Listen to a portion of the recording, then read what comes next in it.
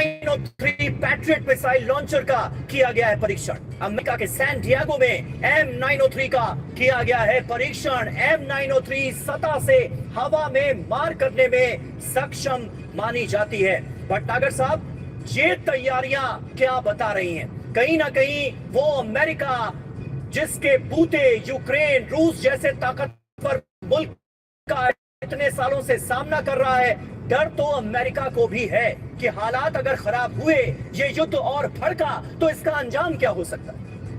बिल्कुल समीर, अभी इस स्टेज पे अलास्का की बातचीत होने के बावजूद भी कुछ कमी नहीं हुई अटैक्स में, न रशिया की तरफ से न यूक्रेन की तरफ से। बिल्कुल, डिस्पाइट प्रेसिडेंट ट्रंप ने कभी कड़ी एक तरह से इंस्ट्रक्शन दी थी, लेकिन कुछ फर्क नहीं पड़ा है।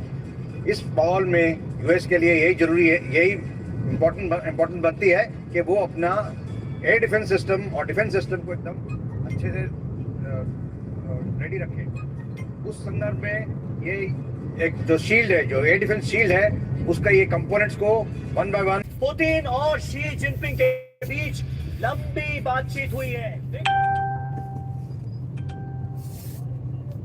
विक्ट्री परेड में व्लादिमीर पुतिन शामिल होंगे।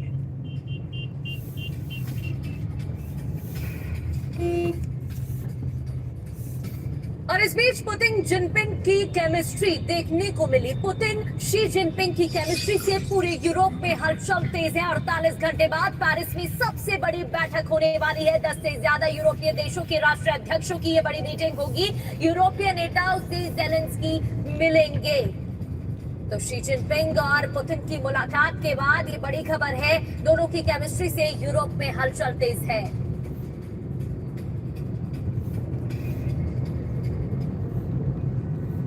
तो देखिए, जिक्र हो रहा है दुनिया के नए वर्ल्ड ऑर्डर का। यूरोप में जबरदस्त तनाव नजर आ रहा है। खबर क्या है? 4 सितंबर 2025 पेरिस में यूरोपीय देशों की बहुत अहम मीटिंग होने जा रही है। मीटिंग में यूक्रेन के प्रेसिडेंट ज़ेलेंस्की भी शामिल होंगे। रूस से मुकाबले की इस मीटिंग में बन सकती है रणनीति।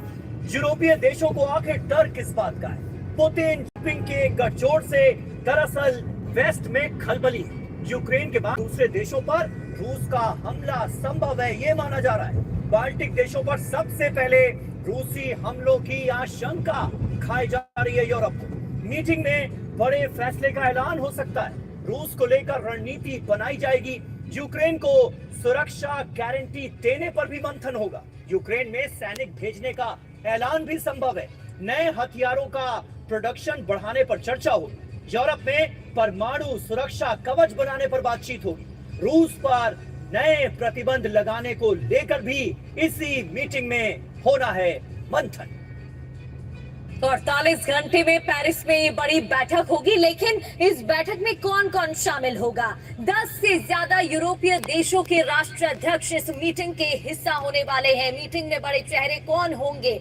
नाटो चीफ मार्क रूटे, इसके अलावा ईयू के अध्यक्ष उर्सुला और इमैनुअल मैक्रो जो कि फ्रांस के राष्ट्रपति हैं। इसके अलावा फ्रेडरिक मर्ज जर्मन चांसलर है, कीर स्टारमर प्रधानमंत्री ब्रिटेन के, ज़ेलेंस्की जो कि यूक्रेन के राष्ट्रपति हैं, ये सभी इस मीटिंग के हिस्सा होने वाले हैं। पुतिन और चीन के राष्ट्रपति की केमिस्ट्री देखने के बाद ये बड़ी बैठक 48 घंटे के अंदर।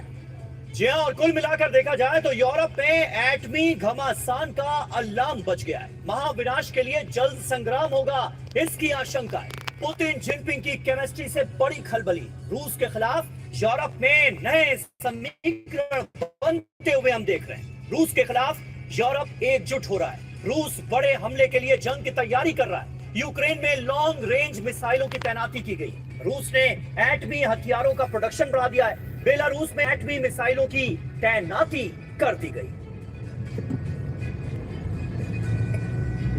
तो बेलारूस में एटमी मिसाइलों की तैनाती हुई है और यूरोप में एटमी घमासान के आसार निश्चित तौर पर बढ़ते हुए नजर आ रहे हैं। बिल्कुल, और इसी के साथ एससीओ से पुतिन का ऐलान भी है। यूरोप से परमाणु घमासान क्या इसके बाद हो सकता है? सवाल भी ये खड़ा हो जाता है, क्योंकि यास्नी यानी कि ये आप तस्वीरें भी देख रहे हैं, एससीओ से पुतिन ने ऐलान कई किए हैं। पश्चिमी यूरोप टारगेट रहेगा 900 न्यूक्लियर वॉरहेड्स, आईसीबीएम बेस इधर बताया जा रहा है, जिसकी